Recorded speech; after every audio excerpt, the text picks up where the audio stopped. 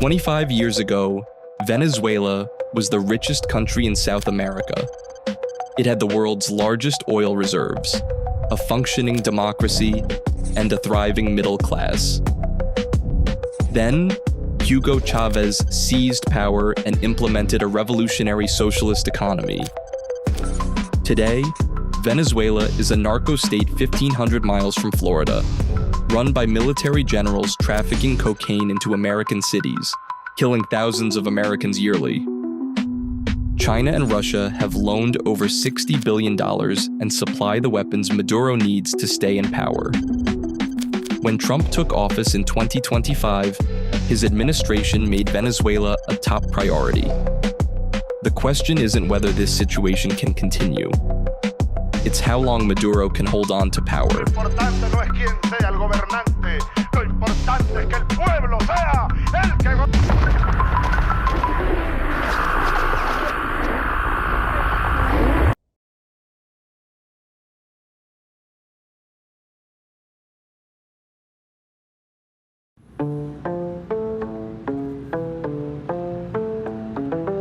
Venezuela in the 1970s and 80s wasn't just stable, it was wealthy.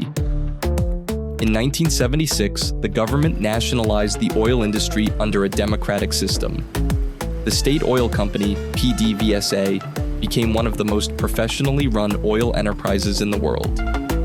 By the early 1990s, Venezuela was producing over 3 million barrels of oil per day.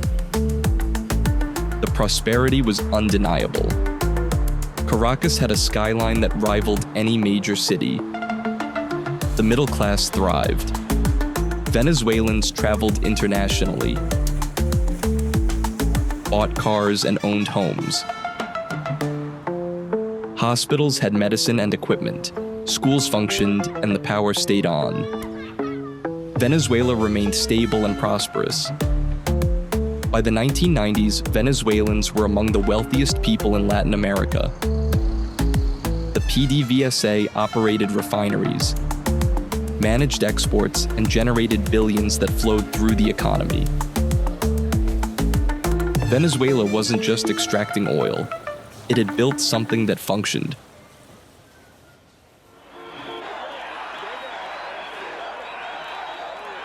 Hugo Chavez won the presidency in 1999.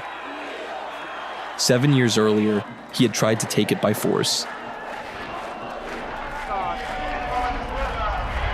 In 1992, Lieutenant Colonel Chavez led a military coup attempt that failed within hours. He was imprisoned, then pardoned.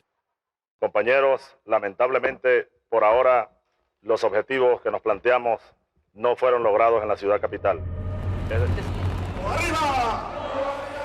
The man who couldn't overthrow the government won an election instead. Within 2 decades of his election, the richest country in South America would become a failed state.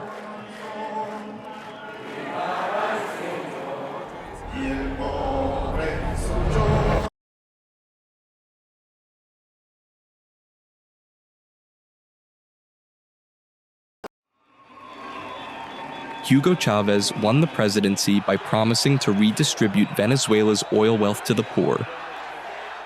His solution was a socialist economic policy. Price controls, nationalization, and massive government spending funded entirely by oil revenue. The price controls came first. The government fixed prices on food and medicine below market rates. This forced businesses to sell products for less than production costs. So businesses stopped producing, farms stopped planting, factories closed, shelves emptied. The government's response was more controls, tighter restrictions, then nationalization. Between 2002 and 2012, Chavez expropriated over 1,400 companies. Farms, factories, supermarkets, all seized and placed under state control, run by political loyalists with no expertise. The PDVSA was gutted in 2003. Chavez fired 20,000 employees after a strike and replaced petroleum engineers with political appointees. Oil production started its long decline from 3 million barrels per day in 2004 to less than 700,000 by 2020. The economy became entirely dependent on oil prices. When prices were high in the 2000s, Chavez spent billions on social programs. It looked like socialism was working. Then the architect died. The collapse outlived its creator. In 2013, Hugo Chavez died of cancer. Before his death, he appeared on television and handpicked Nicolás Maduro as his successor. A former bus driver and union organizer who had risen through political loyalty, not competence. Maduro won a special election in April 2013 by less than 2%. The opposition claimed fraud. International observers questioned the results. When oil prices crashed in 2014, the system collapsed. Maduro and the military continued every policy that caused the failure. By 2018, inflation exceeded 1 million% annually, causing the bolivar to disintegrate. Money became worthless. Grocery stores emptied. 75% of Venezuelans lost an average of 19 pounds in 2017, not from dieting, but from starvation. Hospitals ran out of medicine and supplies. Malaria, diphtheria, and measles returned. Infrastructure failed. Power grids, water systems. Caracas became one of the most dangerous cities on earth. By 2016, the regime faced extinction. The economy had died. The population was starving. They couldn't govern legitimately because there was nothing left to govern. So they found a different solution. If they couldn't survive as a government, they'd have to survive as a cartel.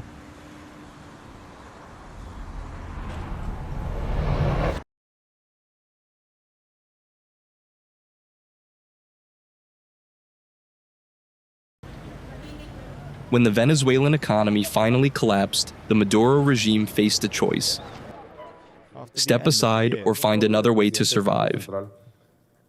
They chose survival. Venezuela still had value, not as a functioning state, but as assets.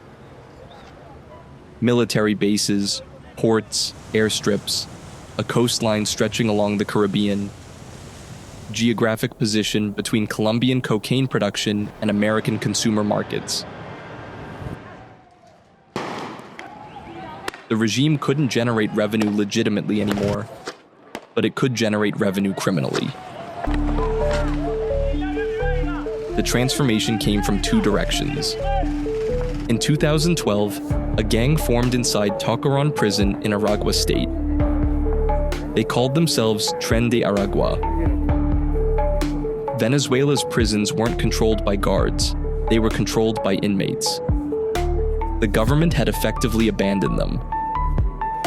Inside Tocaron, Tren de Aragua built an entire criminal economy based on extortion, prostitution, and drug distribution. When the national economy collapsed, desperate Venezuelans flooded into the gang. Tren de Aragua had money. They had power. They had organization. By 2018, they weren't just in prisons anymore. They controlled entire neighborhoods in Venezuelan cities. Then they moved across borders. During this expansion, they perfected the business of human trafficking, kidnapping, and assassinations. By 2024, Tren de Aragua was active inside the United States.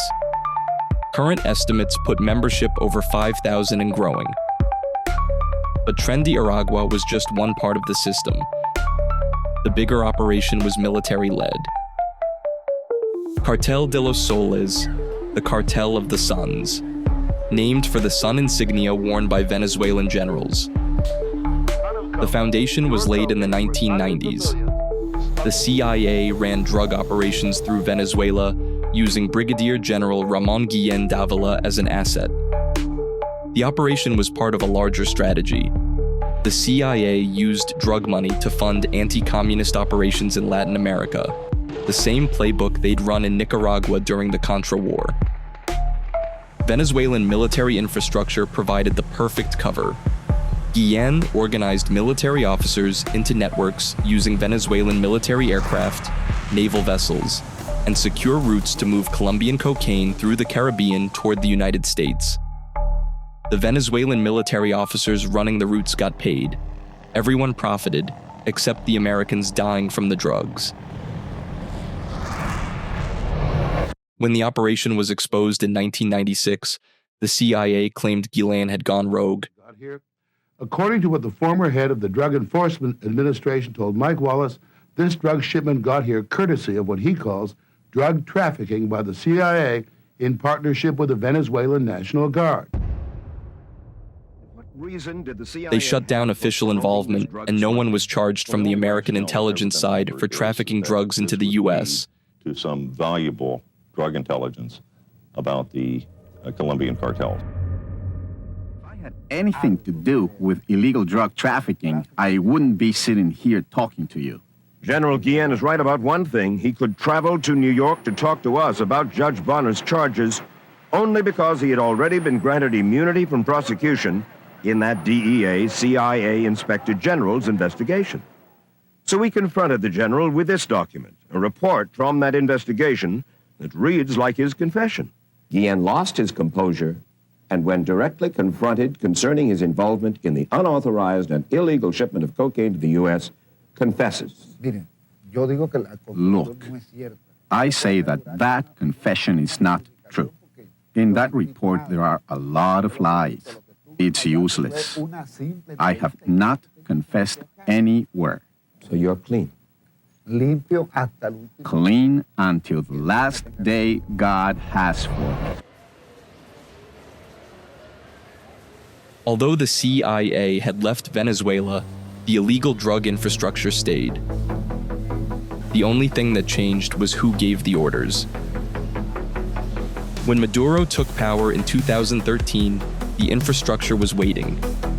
Cartel de los Soles isn't a criminal organization operating inside a legitimate government. It is the government. The entire apparatus of the Venezuelan state was repurposed for moving drugs. Venezuela doesn't produce cocaine, Colombia does. But Colombian cocaine moves through Venezuela because the Venezuelan military provides protection, coordination, and infrastructure that independent cartels can't match. Venezuelan military aircraft fly cocaine shipments to islands southeast of the United States, where it's offloaded and moved north. The U.S. has indicted multiple Venezuelan generals and high-ranking officials. Diosdado Cabello, Venezuela's interior minister and one of the most powerful men in the regime, has been directly accused by the U.S. of leading drug trafficking operations. Tarek El Aissami, former vice president, was sanctioned and indicted for narcotics trafficking. These aren't rogue officers. This is systematic state-sponsored drug trafficking. The revenue is estimated in the billions annually. That money doesn't go into state budgets or social programs. It goes directly to regime insiders. Drug trafficking replaced oil exports as the primary income source for the people running Venezuela. That's why the military stays loyal. Venezuelan officers aren't defending a government. They're protecting their business. This is how a narco-state functions. Venezuela isn't just a failed state. It's a criminal enterprise with a flag, a seat at the UN, and a military that exists to protect cocaine shipments.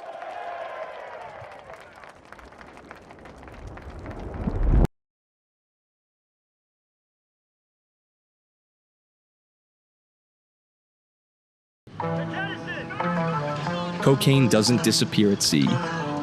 It has a destination. In 2023, U.S. authorities seized over 200 metric tons of cocaine in transit. Most had moved through Venezuelan-controlled routes. That represents roughly 10% of what's actually imported by cartels each year. The other 90% reaches American cities, small towns in Appalachia, where the opioid crisis already decimated entire communities. But those same networks that distribute cocaine also connect to organizations trafficking heroin and synthetic opioids. In 2023, over 107,000 Americans died from drug-related overdoses. That drug money funds Trendy Aragua operations on U.S. soil, the same organization running extortion and human trafficking. This isn't a cartel you can pressure or dismantle. It's a military operation. When one route gets compromised, Venezuelan intelligence opens another. When the DEA disrupts one network, regime officials protect the next. The drug revenue keeps the regime alive. Every successful shipment generates income for generals in Caracas. Every American overdose contributes to the cartel's survival. The refugee crisis in South America has forced over 7 million Venezuelans to flee their homes since 2014. Every neighbor is overwhelmed. Healthcare systems, schools, and economies, none were built to absorb population surges of this scale. The political backlash is growing. The flow hasn't stopped. Venezuelans now represent a significant number of illegal alien crossings at the U.S. southern border. As long as Venezuela remains what it is, people will keep leaving. Foreign influence also complicates the situation in South America. China has loaned Venezuela $60 billion in the last decade alone. In exchange, Beijing controls access to 300 billion barrels of oil, the world's largest proven reserves. When the U.S. tries to pass Security Council resolutions against Maduro, China vetoes them. We call on the U.S. to stop interfering in Venezuela's internal affairs and to abolish the illegal unilateral sanctions imposed on Venezuela. In return, Venezuela provides diplomatic support to Beijing in all international matters. Russia supplies the weapons and military advisors Venezuela needs to sustain operations. In 2018, Russian strategic bombers landed in Caracas, a demonstration that Moscow can and will project power into the Caribbean whenever it wants. Joint military exercises, intelligence cooperation, arms deals. That position, 1,500 miles from the shore of Florida, means they dominate maritime approaches to the Caribbean and Central America. This makes the area extremely important to national defense and American security at home and abroad. It matters in any major conflict with China or Russia. Right now, a narco-state aligned with American adversaries is building a system of destruction. The drugs flow north and kill Americans. The refugees destabilize the hemisphere. Chinese and Russian influence grows deeper every year. And every year Maduro survives, all of it gets worse.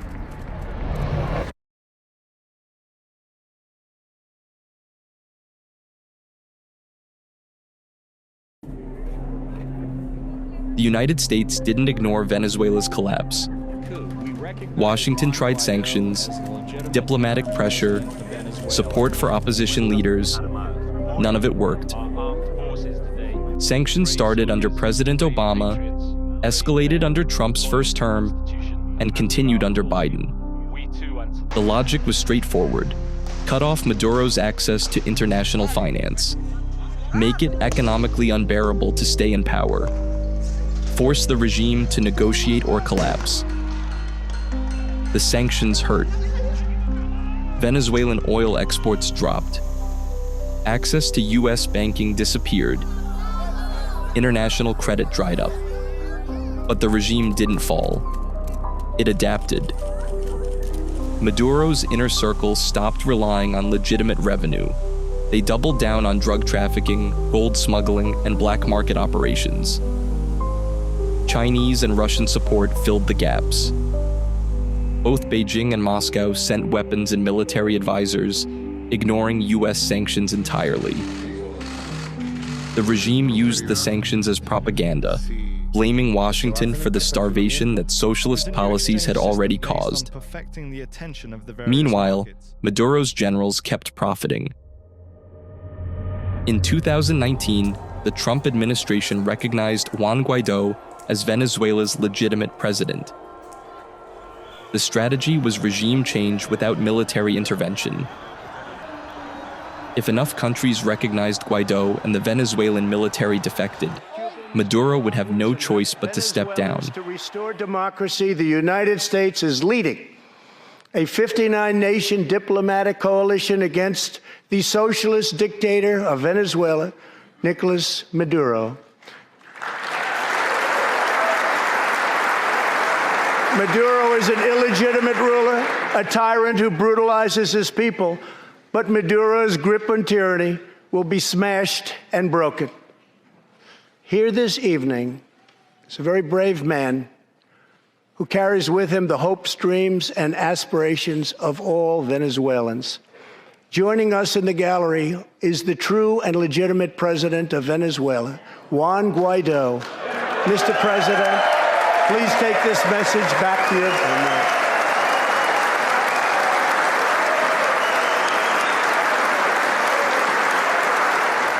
54 countries recognized Guaidó. The US gave him control of Venezuelan assets held in American banks. International pressure built. The generals didn't flinch. The Venezuelan military never defected. Officers weren't loyal to Maduro because of ideology or patriotism. They were loyal because they were getting rich. Generals running the Cartel de los Soles weren't going to give up billion-dollar drug operations for democracy. Guaidó had legitimacy on paper. He had no power inside Venezuela. He couldn't pay government workers. He couldn't control the territory. He couldn't command the military. By 2023, his support had collapsed. He fled to the United States. The opposition fractured. Some left the country. Others were arrested or co-opted by the regime. The Organization of American States condemned Maduro. The United Nations passed resolutions. International bodies called for investigations into human rights abuses. Maduro ignored all of it. The regime used talks as stalling tactics while consolidating power and expanding criminal operations. Maduro faced no real international consequences because his backers shielded him. They want survival. And survival means maintaining the narco-state that keeps them in power.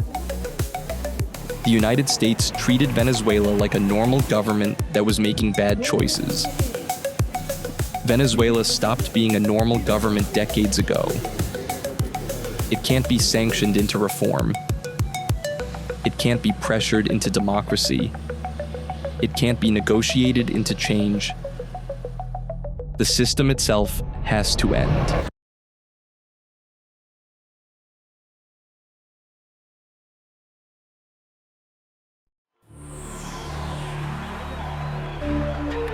As of Trump's inauguration in January 2025, two paths remain. The first path is military force.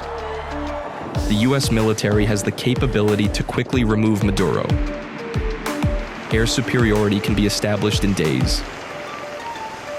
Venezuelan military infrastructure would be destroyed in a matter of weeks. Special operations would then target and eliminate regime and cartel leadership. Finally, a transitional government can then be installed. The operational planning is straightforward. What comes after isn't. Venezuela has 28 million people and a military that's been running cartel operations for over a decade. Iraq showed what happens when you remove a dictator without a plan for what follows. American forces toppled Saddam Hussein in 3 weeks. Then came 8 years of occupation, trying to prevent an Islamic civil war. Sectarian militias filled the power vacuum. Hundreds of thousands died. Libya followed the same pattern. NATO forces led by the US State Department removed Gaddafi in 7 months. The country fractured into competing factions, still fighting over a decade later. It has become one of the largest destinations in the world for human trafficking. Regime change is easy. Nation building is not. Venezuelan generals won't give up cocaine operations. The military could fracture into regional gangs, armed factions fighting over drug routes and oil fields. Then there's occupation. How long does the US stay? Who governs Venezuela? What prevents another Maduro from seizing power the moment American forces leave? Regional governments will likely oppose the US military presence. Colombia and Brazil could resist American occupation in their backyard. The consequences across Latin America could damage relationships for decades. Military force works when objectives are clear and an exit strategy exists before entry. The capability is there. Whether Washington is prepared for what comes after is another question.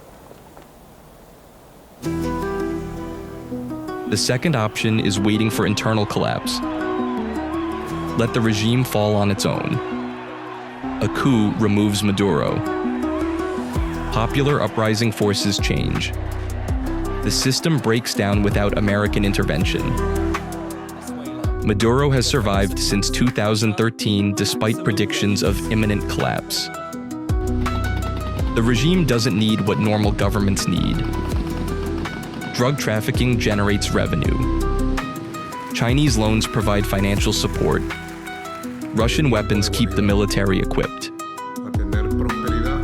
If the United States continues waiting, it means accepting the continuation of the crisis. And internal collapse doesn't guarantee improvement.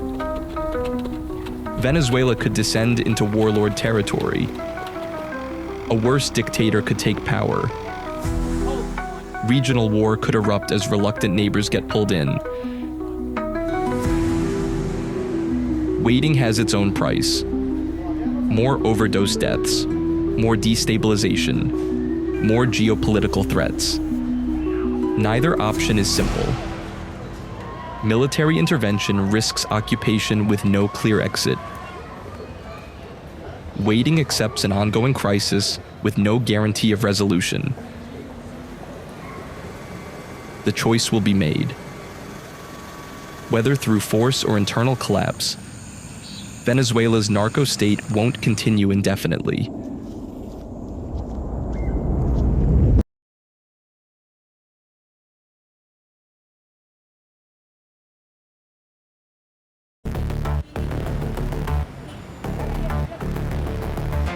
Venezuela proves what happens when socialist economics destroy a functioning state. The regime survived by becoming a cartel. Containment failed. Sanctions couldn't touch criminal revenue. Supporting opposition meant nothing when generals chose drug money over democracy. Diplomacy gave Maduro time to consolidate power while expanding operations. The paths left are military force or waiting for a collapse that hasn't happened in over a decade. Waiting means accepting the ongoing crisis. The groundwork for military action exists. The logic points toward force. The narco-state isn't collapsing. It's adapting, surviving, expanding. But force means commitment. Occupation. Years of trying to prevent the country from fracturing into something worse. Intervention requires more than firepower. It requires the political will to occupy Venezuela for years. Without that commitment, Washington defaults to accepting a permanent crisis. A narco-state run by terrorist organizations, protected by American adversaries, trafficking drugs that kill over 100,000 Americans annually. That's not sustainable foreign policy. The choice is coming, and the cost of getting it wrong will be measured in American lives.